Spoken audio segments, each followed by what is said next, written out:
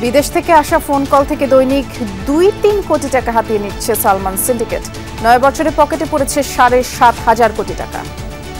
দুর্ভাগ্যক্রমে আমাদের ৯ বছর যদি আমরা না করে থাকি, তার মানে এটা পিছনে কোনো কারণ আছে, কেউ না কেউ এটাকে হারনেস করছে পিছনে।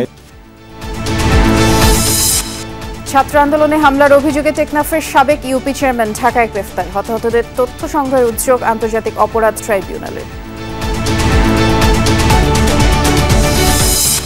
ময়মনসিংহে গণ অভ্যুত্থানে নিহত ৩ জনের পরিবারকে না জানিয়েই মামলা। আসামি তালিকা থেকে বাঁচতে স্থানীয় বিএনপি নেতাদের সাথে পুলিশ ও আওয়ামী লীগের সমঝোতা। মামলা যে করছে তারা আমার সাক্ষী বানাইছে, আমার সাথে কোনো যোগাযোগ নাই। যেগুলি দোষী ওদেরকে আসামি দেওয়া হয় নাই।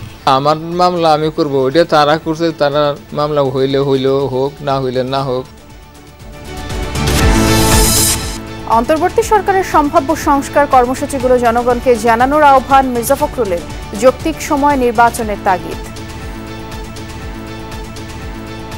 আজকে যে অন্তর্বর্তীকালীন সরকার প্রতিষ্ঠিত হয়েছে, যত দ্রুত সম্ভব সংস্কারগুলোকে সম্পন্ন করে তারা দেশে নির্বাচনের মাধ্যমে জনগণের ক্ষমতা জনগণের হাতে তুলে দেওয়ার ব্যবস্থা করবে। আবারও অস্থির আশুলিয়া শিল্পাঞ্চল। পোশাক শ্রমিকদের বিক্ষোভের মুখে বন্ধ ৯০টি কারখানা। দাবি উঠেছে বেতন বাড়ানোর। ব্যবসার সাথে আমরা অনেকবার মিটিং এ বসছি, কিন্তু এখন পর্যন্ত আমরা ব্যবসা ফাইনাল কোনো ডেট দেয় না টাকার জন্য। একটা কনফার্ম ডেট না দেওয়া পর্যন্ত আমরা এখান থেকে যাব না ইনশাআল্লাহ।